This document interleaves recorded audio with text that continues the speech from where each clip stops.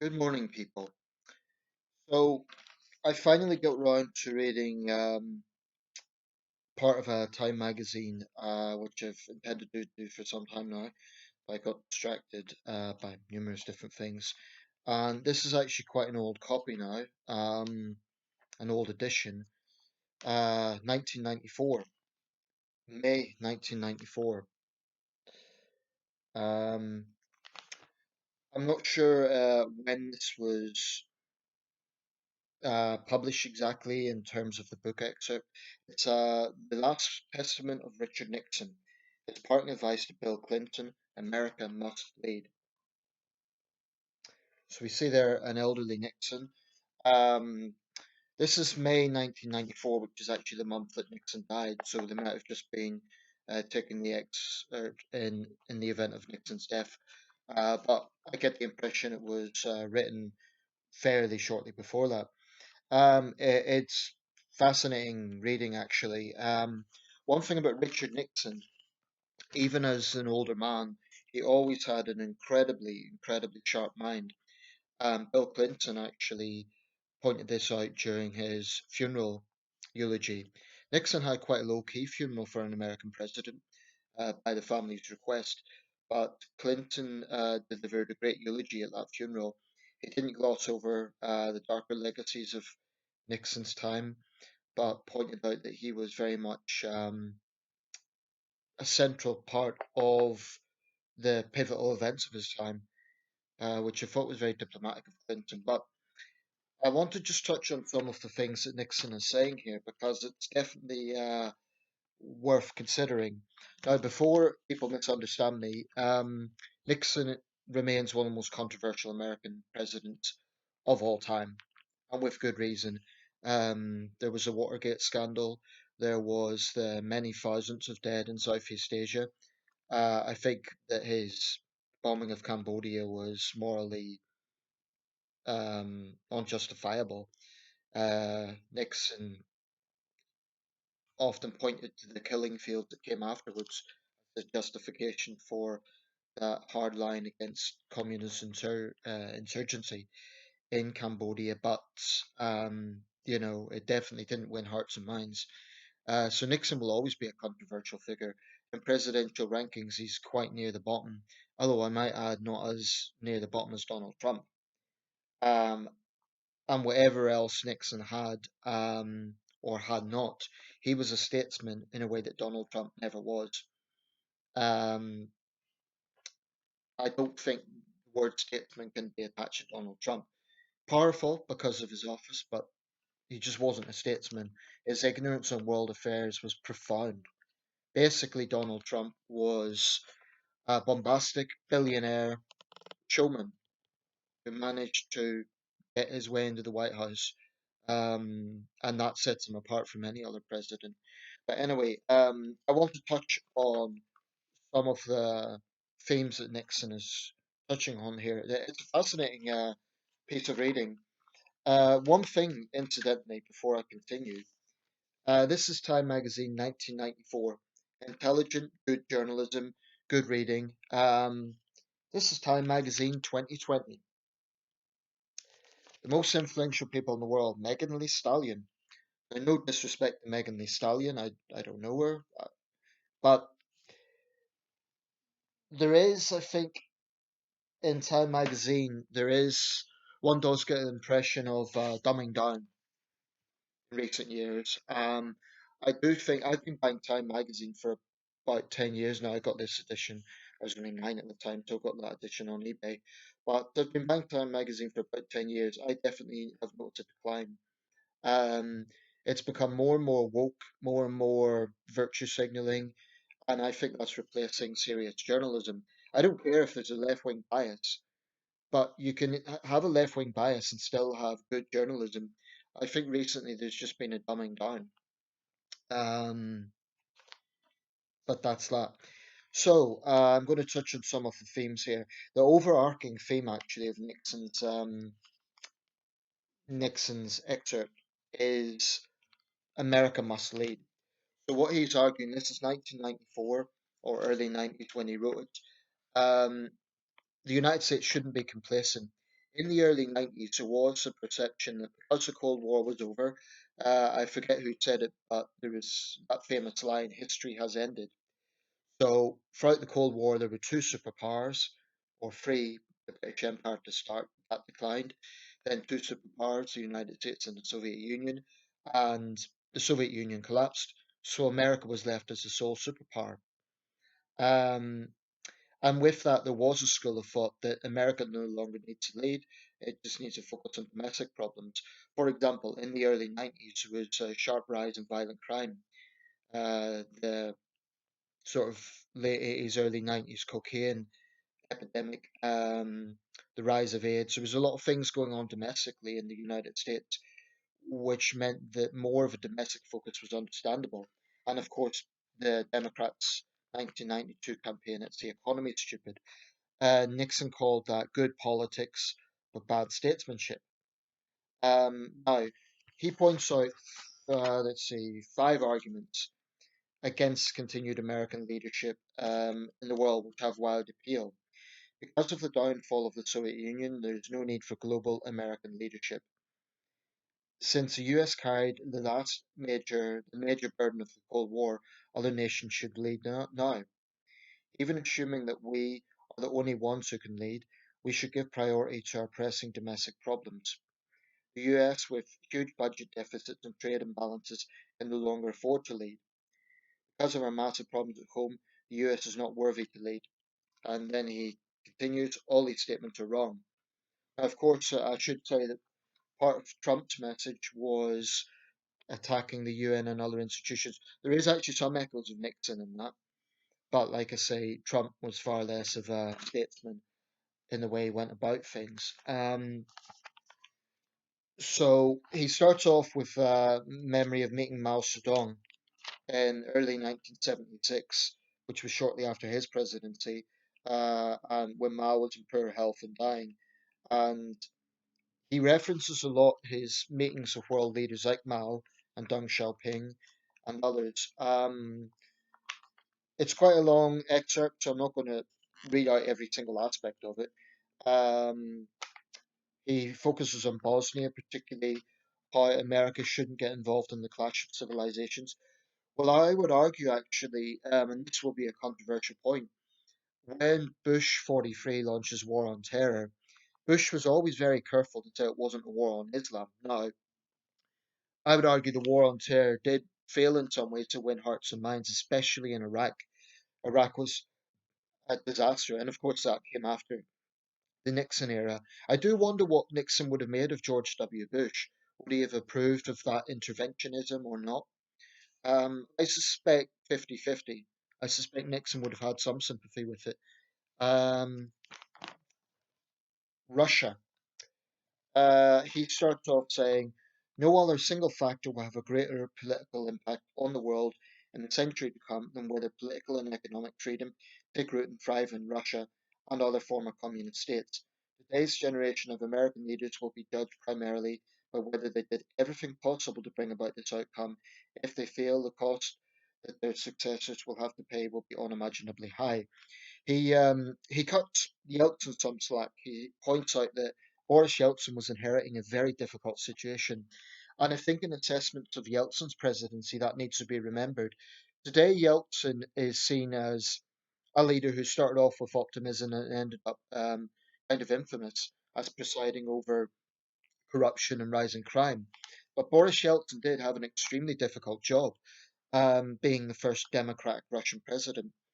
Um, so what Nixon points out is that with Boris Yeltsin, it's important for the United States to support his efforts at economic liberalism and political freedom, but also not idolize him to the point of overlooking his domestic challenges, especially from other Russian Democrats. Now, Nixon was writing, of course, before Vladimir Putin came to power, and it would be interesting had Nixon lived longer what he would have thought of Putin. This was a man who had a sharp mind right up to the end when he died at 81. So had he lived longer, American presidents now are living into their 90s. I think he would have some very interesting views on Putin. Um, and of course now a quarter of a century after this was written, we see significant protests in the streets in Russia. We see a Russian president who's become an autocrat, who's had an iron grip on the country, arguably for 20 years. Um, I mean, Putin will go down as one of the most significant leaders of the early 21st century, no question about it. Um, so it'll be interesting what Nixon's view would have been on that. Of course, we'll never know. But Nixon was warning about protecting those that Russian move towards economic and political freedoms, which has now regressed on Putin's watch. Um, so, in that sense, has the West failed? Did we fail to sufficiently support Yeltsin? Um, I'm not sure. Early in the Putin presidency, the West did make some good overtures. For example, in the Kursk disaster, Western countries, Britain and Norway, offered to help out with that, and Putin arrogantly turned down help. So I'm a bit skeptical of the argument that the West hasn't made overtures to encouraging reforms. Um, but that's a significant section. China, now, this is one that I was very interested in, and it's one where I think Nixon was wrong in several points. Um, so, like I said, I'm not going to read out the whole thing, but he starts off by saying, during one of our meetings in San Clemente 21 years ago, Leonid Brezhnev expressed concern about the growing threat of China. When I said that it would be at least 25 years before China would become a significant economic and military power, and that's exactly what's happening right now. Um, he held up both hands with fingers outstretched in what I thought was a sign of surrender. The translator finally interpreted his gesture. 10 years, he said. Brezhnev was closer to being right than I was. Actually, 10 years, so let's say mid 70s to mid 80s. Actually, Nixon was probably closer because it did take China some time. But I don't think anyone would refute that China today, not Russia, is the world's second most powerful country. When this was written, it was Russia. Now it's China. I place Russia third. Um, some observers contend that we no longer need a close relationship with China since the threat of Soviet aggression has disappeared. The other side of the coin is that the Chinese no longer need the US to protect them against possible Soviet aggression. This now sounds sort of archaic, the idea of America protecting China. Um, While most Americans give China high marks for its free market economics, they rightly criticize the government's continuing denial of political freedom to Chinese people. However, cutting back our trade with China by revoking China's most favourite nation status would be a tragic mistake. Now, this is where I think Nixon is wrong. Um, he says a point here today, China's economic power makes US lectures about human rights imprudent. Within a decade, it will make them irrelevant. I strongly disagree with that because Nixon's conflating economic growth with human rights. As we've seen from China, the two are not necessarily compatible. I think, that's a big mistake in Nixon's judgment there. And I think it's a mistake that a lot of American presidents have made, and a lot of Western leaders for that matter, British prime ministers as well.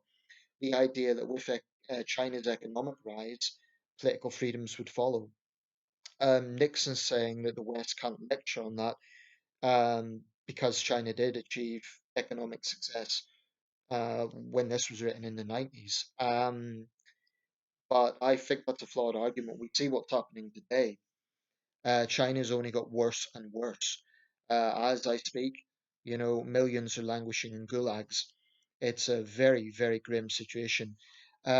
Nixon's message about America must lead actually would apply very much today, but I think he was wrong in his judgment about China.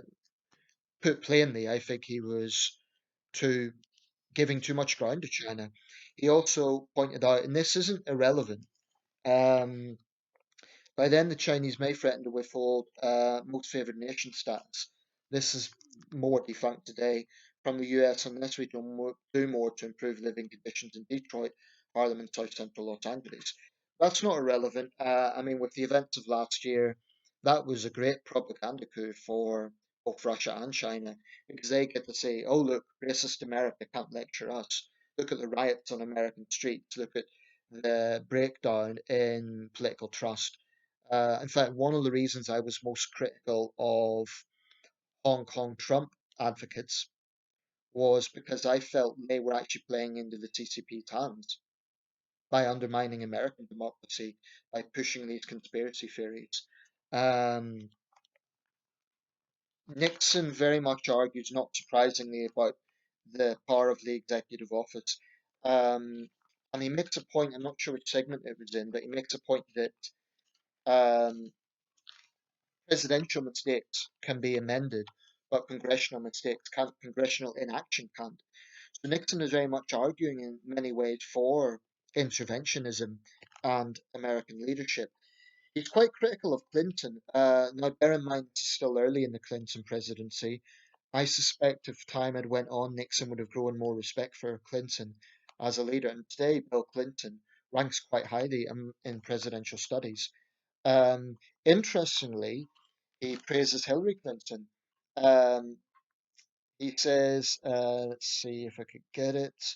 Mrs. Clinton deserves credit for her courage in articulating the absence of higher purpose in life, despite the fact that since the late 1960s, many of her most liberal supporters have relentlessly assaulted traditional values in the name of liberation. That's kind of surprising hearing that about 1990s Hillary Clinton. Um, and that's coming from Richard Nixon. So the last section on the Clinton presidency is more about domestic politics, and a lot of that is kind of typical conservative thinking. He decries the welfare state, um, and he says that there's an overlap with crime, and basically he said that we speak about freedom but not responsibility. That's an area where there might be some truth, but I think that Nixon and a lot of American conservatives undervalue just how deep resentment can be in a country where millions of people don't have basic health care. We saw what's happened in Texas over the last month. So the breakdown in that sort of compassionate government, I think, is a problem that conservatives undervalue. Um, and I'll just conclude with a few paragraphs here. Um, Above all, America must rediscover its commitment to the pursuit of excellence for its own sake. In the land of liberty, we have sometimes risked making an obsession out of individual freedom without requiring a concomitant sense of individual responsibility. More devastating, the absence of a national challenge has reduced our sense of common purpose. Nixon's right about responsibility, but like a lot of conservatives, he focuses on this notion that if business does well, everyone does well.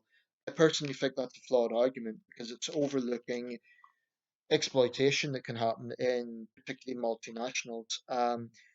There is no rational argument to me that that would say that someone who is on the minimum wage or someone who isn't even being paid the minimum wage and is being exploited could possibly benefit from that.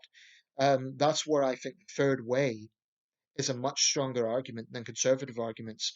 The left is wrong as well. I mean, what Nixon's touching on is just welfareism alone. It won't build the economy. It won't motivate people. He's right, but I also think that conservatives like Nixon were wrong and are wrong to underestimate the power of that sort of wealth poverty division in society, and their obsessive focus on building up business. If business does well, everyone does well.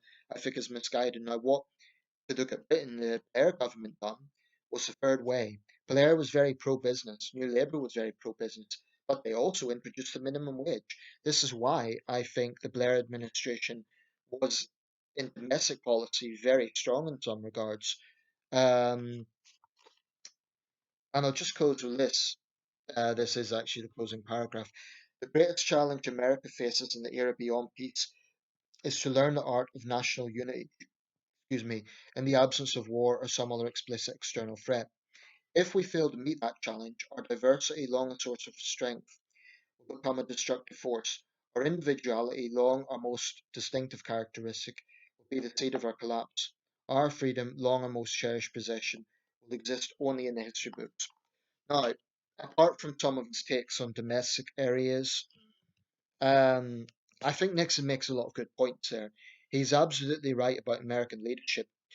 We see in the world today, and this is an area I have to grudgingly admit Trump was right about on some level. Trump was right to attack some of the hypocrisies of the UN. For example, you have countries like Saudi Arabia, Eritrea, China, Mauritania, a host of severe human rights abusers preside over the human rights body at the UN. Um, that's perverse. There are a lot of deep flaws with the United Nations as a body. I do think that it's time to be significantly reformed.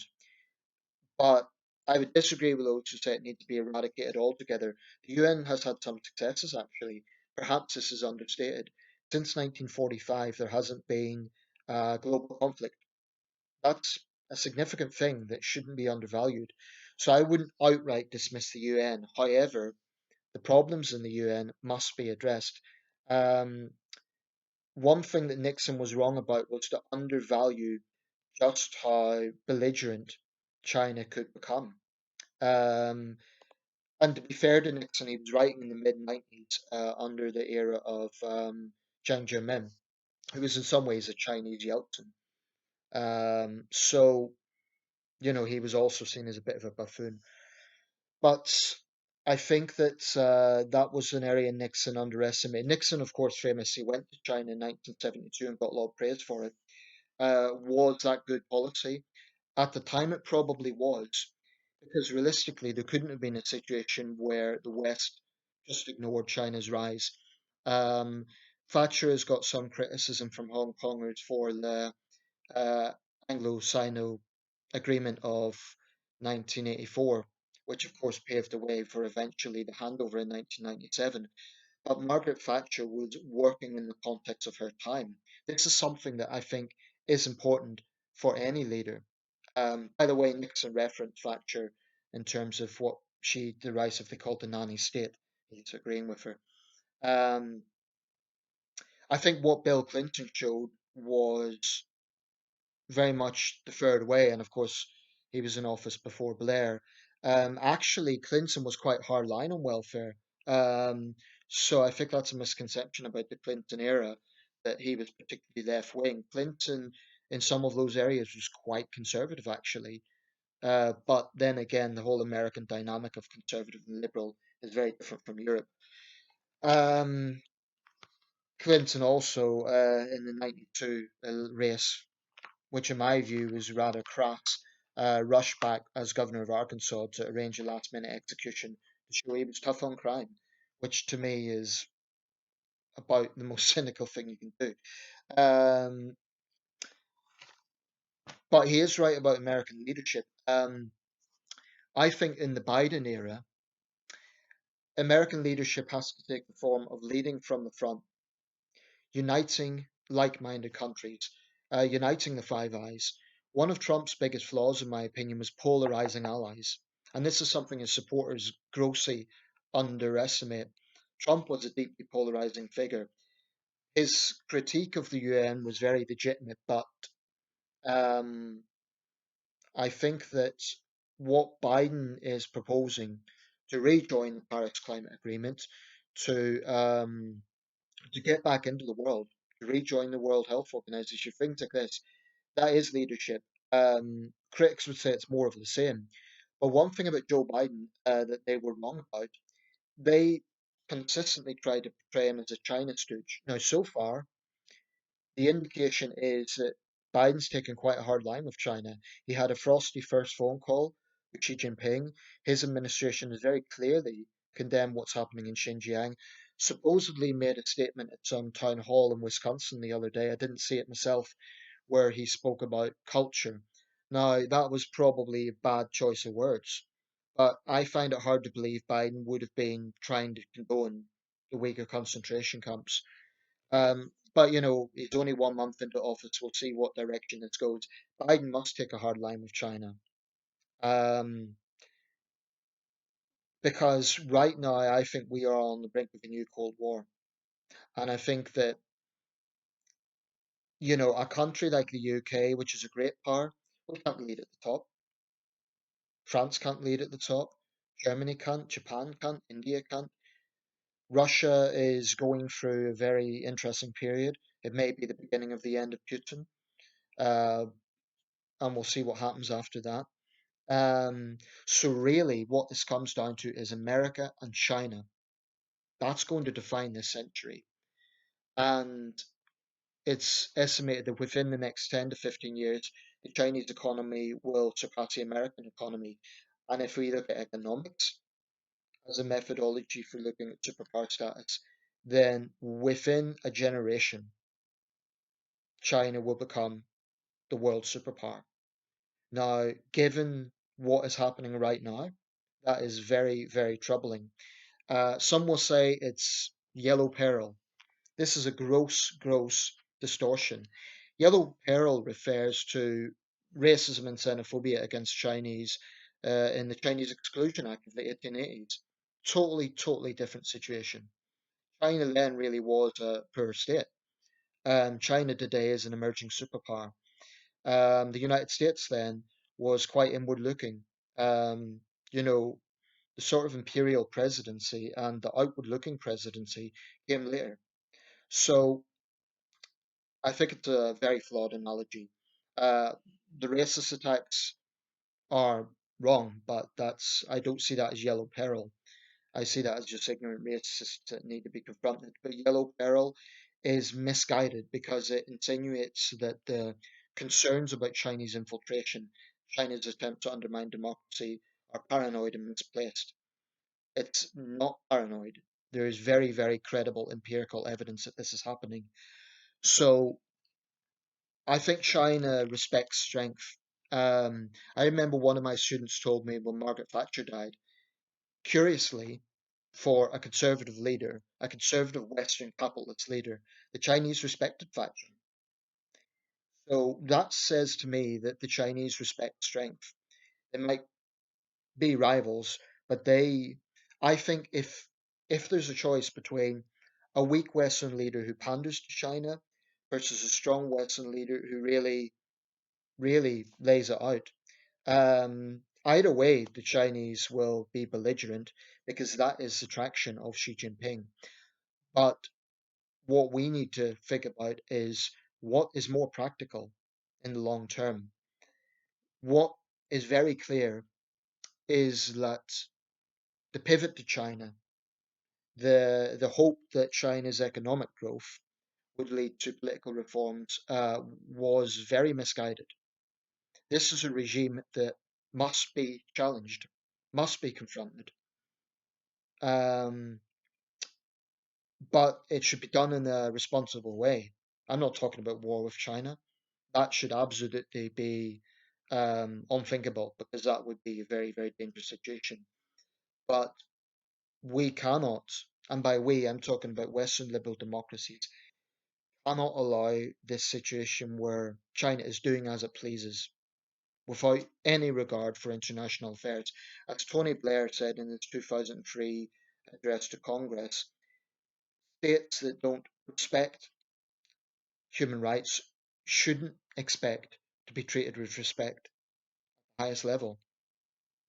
If they disregard international treaties on something like human rights, they shouldn't expect to be treated with respect at the top level. So I think where Nixon is wrong is his insistence that China should be respected simply because of its economic prowess. At least that's the impression I got from his message there.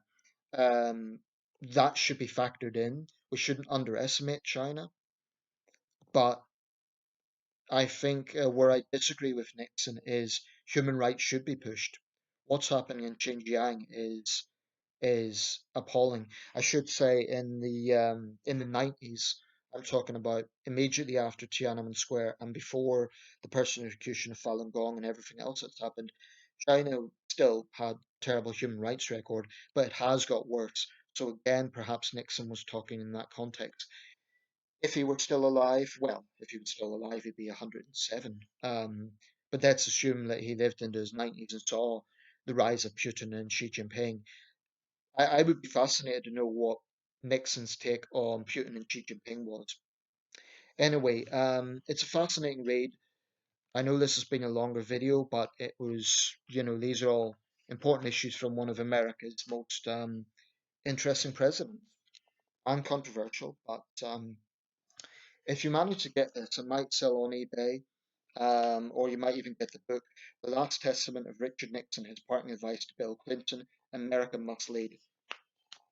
Fascinating read.